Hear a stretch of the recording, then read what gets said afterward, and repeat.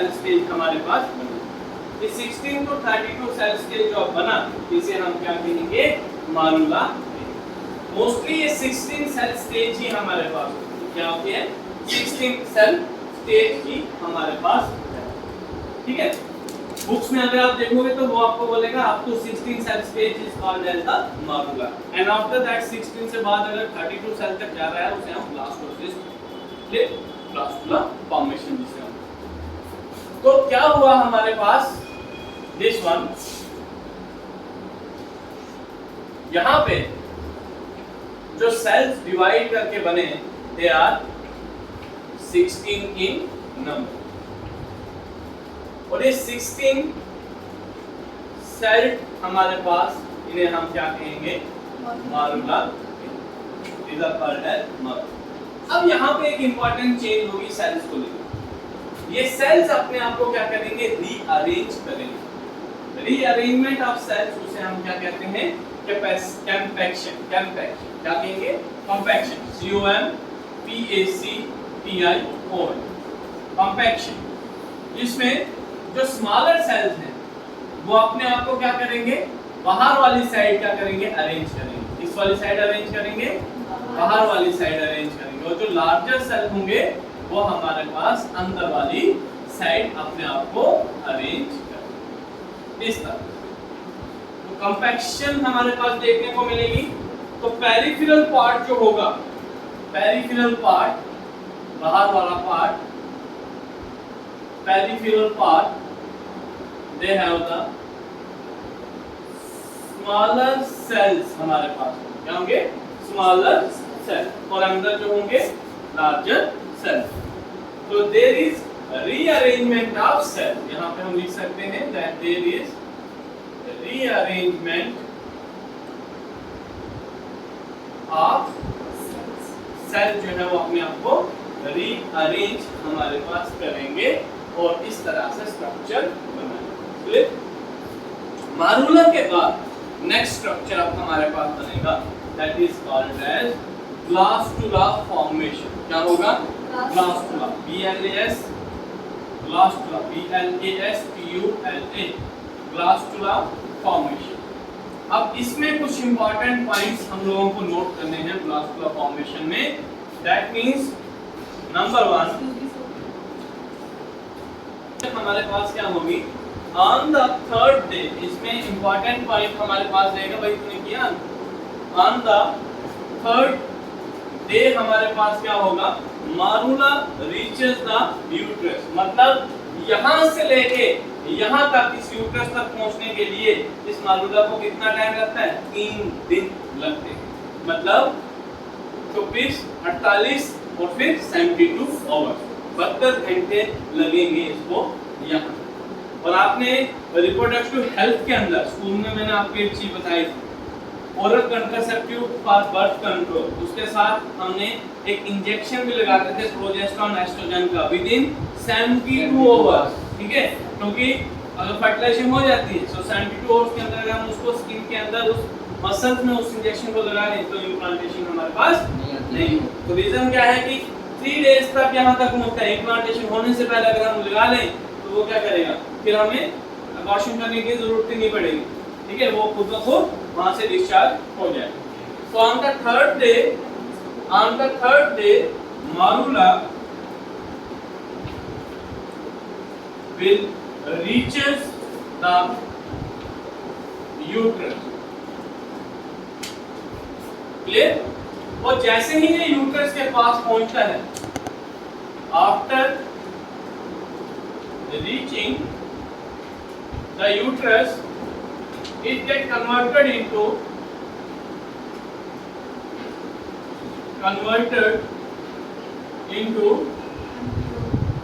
Blastula. इसमें convert होता है, ये ब्लास्टुला में हमारे पास कन्वर्ट हो जाता है। अब यहाँ पे एक और चीज होगी, यूट्राइन जो है, मतलब यूट्रस जो है वो हाईली फोल्ड हमारे पास हो जाएगी। ये जो एंडोमेट्रियम की लाइनिंग है ये हाईली फोल्ड हमारे पास यहाँ पे हो जाएगी। क्यों? क्योंकि इसको पकड़ना है, इसको इम्प्लांट करना है। तो यहाँ पे जो यूट्रस है, यूट्रस मींस जो वर्म है वो हाईली फोल्डेड होगी, और इसके पीछे एक हार्मोन रेस्पॉन्सिबल होगा, that is called as progesterone. So uterus, endometrium becomes highly folded because of progesterone hormone। कौन सा हार्मोन होगा? प्रोजेस्टेरोन हार्मोन की वजह से हमारे पास।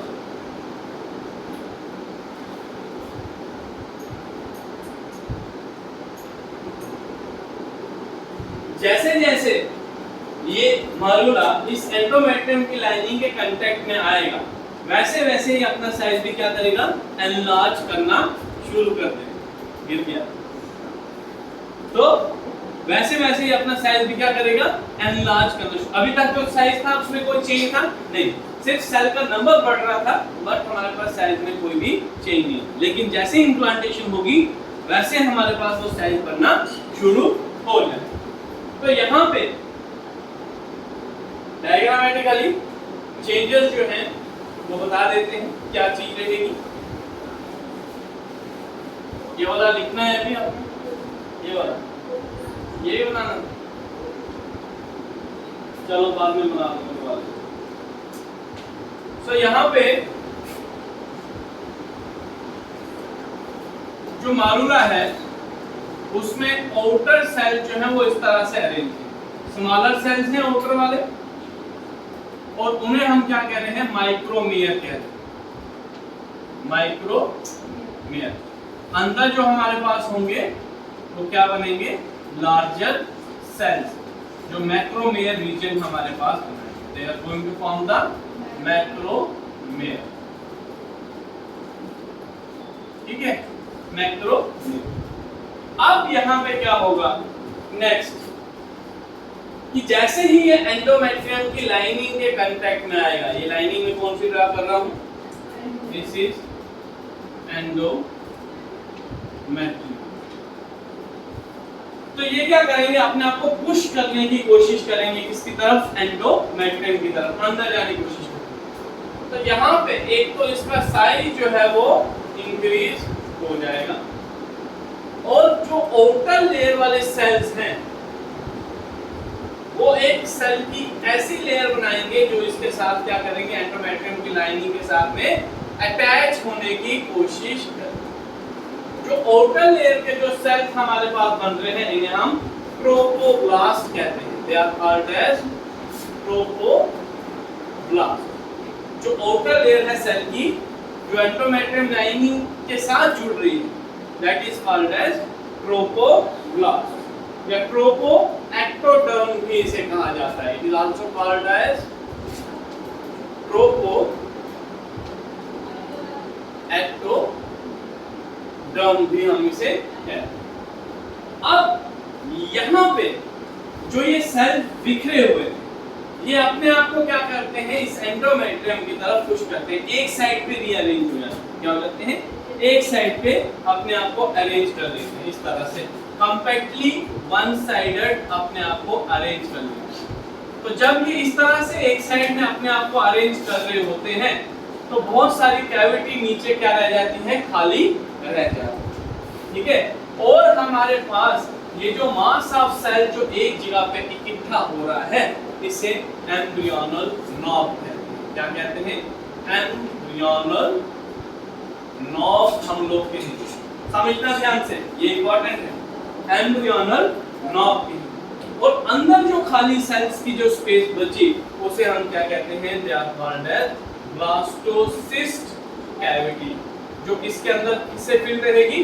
फ्लूइड से फिल रहेगी। ठीक है, और हमारे पास इन सेल्स को, एम्ब्रियोनल नॉब की जो सेल्स हैं, इनकी डेवलपमेंट नरिशमेंट में हमारे पास क्या करेंगे? मदद करेंगे। क्लियर? ये जो एम्ब्रियोनल नॉब वाले सेल्स हैं, यही सेल्स हमारे पास क्या करेंगे? They will form 3 germ layer.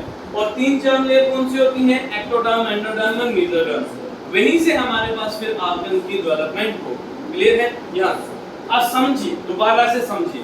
कि अभी तक हमने क्या किया। हम बात कर रहे हैं पोस्ट फर्टिलाइजेशन इवेंट्स की, मतलब उन इवेंट्स की जो फर्टिलाइजेशन के बाद हमारे पास होते हैं। फर्टिलाइजेशन के जस्ट बाद हमारे पास बनता है जाइगोट, जो कि डिप्लॉइड है, और जाइगोट बनेगा हमारे पास जो फैलोपियन ट्यूब है उसके एम्पुला रीजन के अंदर, जहां पे फर्टिलाइजेशन होगी, और कहां पे 24 आवर्स के अंदर ही हमारे पास वो जाइगोट फर्टिलाइजेशन के बाद हमारे पास 2 सेल्स में डिवाइड करता है। मतलब ये कंटिन्यूअसली अब आगे क्या कर रहा है, डिवाइड कर रहा है। इसके अंदर जो साइज है पूरा इसका डायमीटर जाइगोट का सेम रहेगा, बट जो नंबर ऑफ सेल्स अंदर वाले जो सेल्स होंगे वो बढ़ने शुरू हो जाएंगे।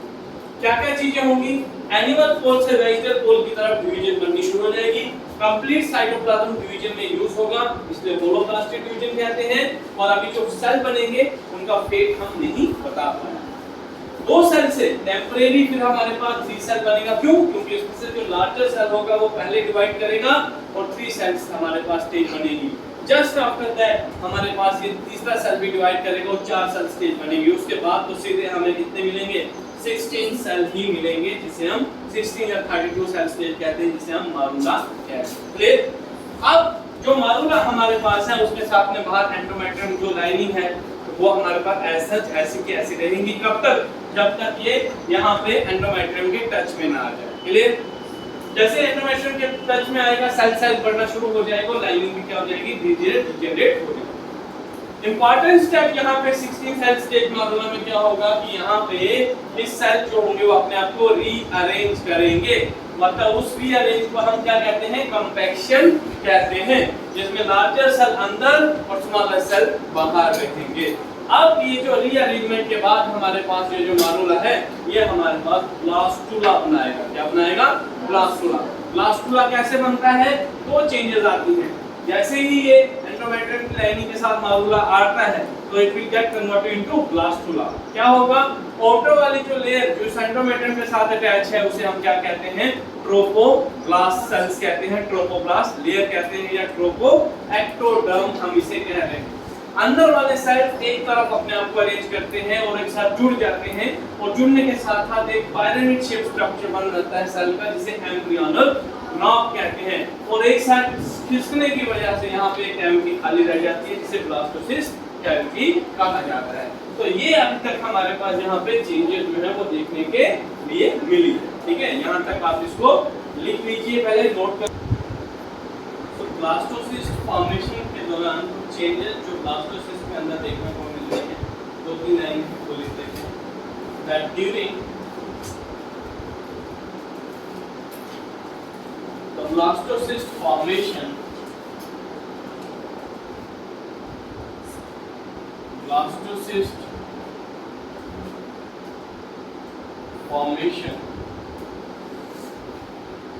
सबसे पहली चीज हमारे पास क्या होगी, कैविटी जो होगी वो अपीयर। अभी तक कैविटी मारूला में देखने को मिली थी नहीं, लेकिन ब्लास्टोसिस्ट जैसे बना उसमें क्या मिली हमें, cavity appears which is called as, क्या कहेंगे उसे हम, ब्लास्टोसील। ब्लास्टोसील कैविटी उसे हम। Next, because of this cavity overall size जो होगा वो क्या होगा, इंक्रीज हो जाएगा, बिकॉज कैविटी के अंदर आप फ्लूइड जो है वो फिल होना शुरू हो जाएगा। Because of this overall cell size will increase, बढ़ना शुरू। Now, an important change is also there, that there is a loss of zona pellucida layer। जो zona pellucida layer अभी तक मारूला के साथ चल रही थी, वो यहाँ पे आते आते क्या हो जाएगी, लॉस हो जाएगी, मतलब आप यहाँ पे प्रेजेंट नहीं है। क्लियर। तो ये कुछ हमारे पास चेंजेस, ठीक है। And on the 7th day, on the 7th day after fertilization, important point है, on the 7th day after the fertilization, the implantation will take place. The implantation will take place. तो 7th day में आते आते हमारे पास क्या होगी, implantation जो होगी वो होगी। तो ये एमसीक्यूज में भी आपको पूछा जा सकता है कि इम्प्लांटेशन कौन से दिन में हमारे पास होगी। At the 7th day after fertilization the implantation is going to take. अब इम्प्लांटेशन क्या होता है? इम्प्लांटेशन का मतलब है इस ब्लास्टोसिस्ट का इस यूट्रस की वॉल के साथ में अटैच हो जाना, मतलब उसके अंदर एम्बेडेड हो जाना, that is called as implantation, जिसे हम नेक्स्ट लेक्चर में डिस्कस करेंगे। अभी के लिए यही वाला टॉपिक हम यहाँ तक रखेंगे और कुछ अभी हम इम्पोर्टेंट नीट के एमसीक्यूज करने जा रहे हैं जो 2020 एंड 2021 में पूछे जा चुके। तो पेन कॉपी निकालेंगे और एमसीक्यूज को साथ साथ में आप लोग नोट भी करेंगे।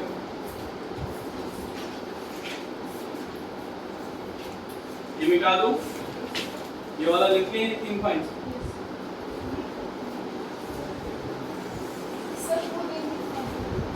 वाला वो लिख लेना। शाबाश।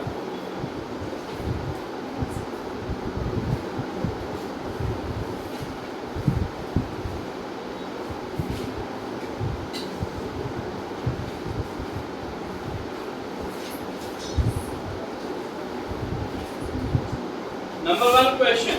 Receptor for sperm binding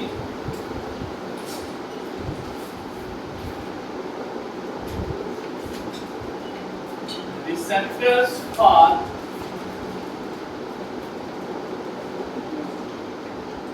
sperm binding in mammals are present in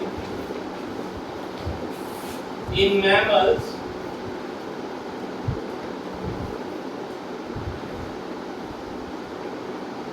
are present in। First option आप लोग लिखेंगे। देखो ये रिसेप्टर फॉर स्पर्म बाइंडिंग कहां पे किस टॉपिक में पढ़ा था हमने? जब हम फर्टिलाइजिंग एंटी फर्टिलाइजिंग रिएक्शन की बात कर रहे थे, वहां पे स्पर्म क्या करता है? बाइंड करता है।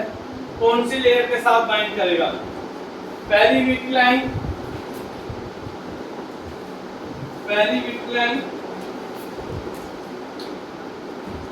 first one is perivitelline membrane,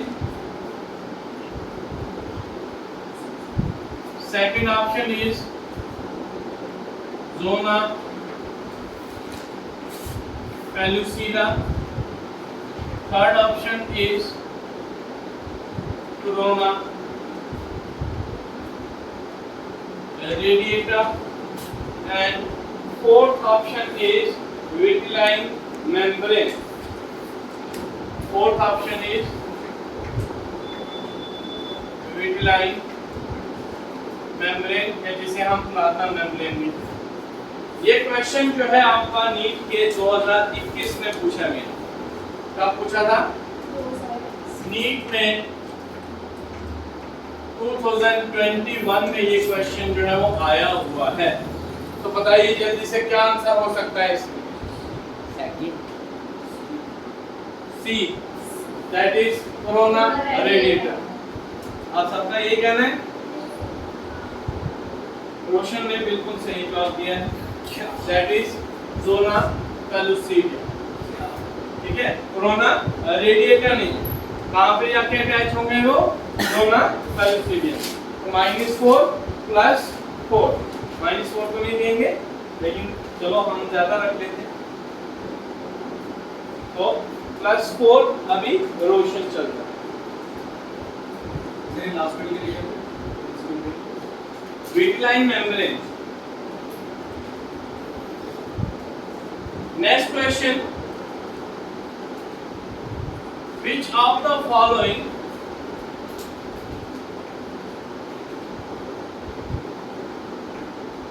is not an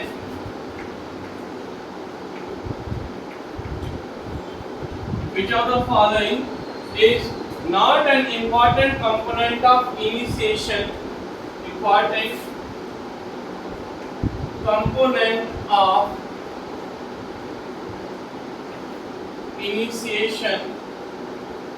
of watch duration.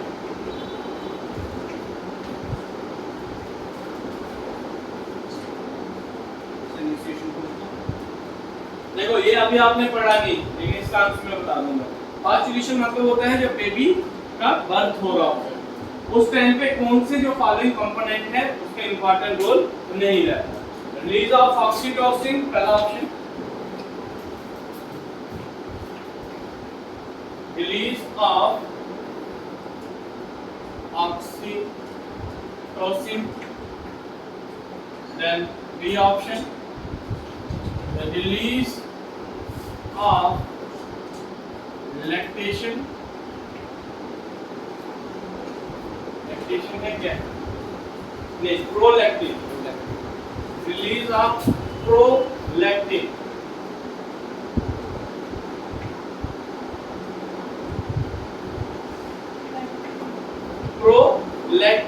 then third option, increase in estrogen and progesterone ratio,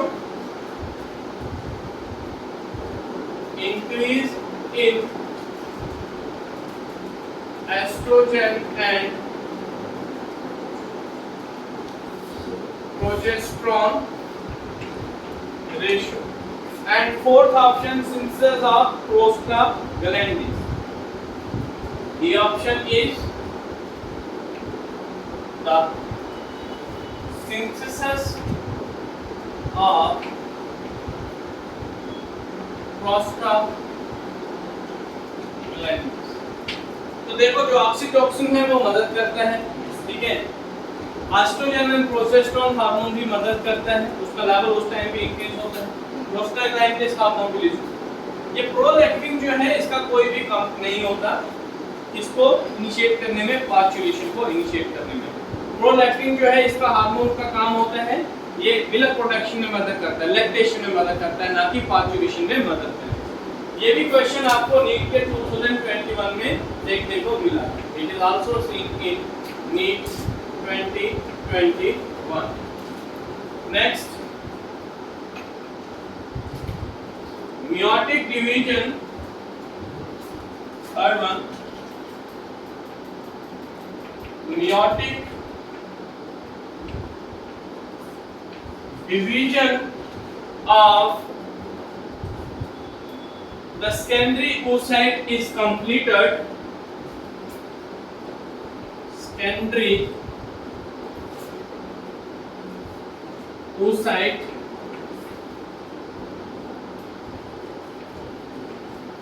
is completed at the time of copulation. First option, that at the time of copulation. Second one, at the time of zygote formation, or at the time of fusion of sperm with an ovum, at the time of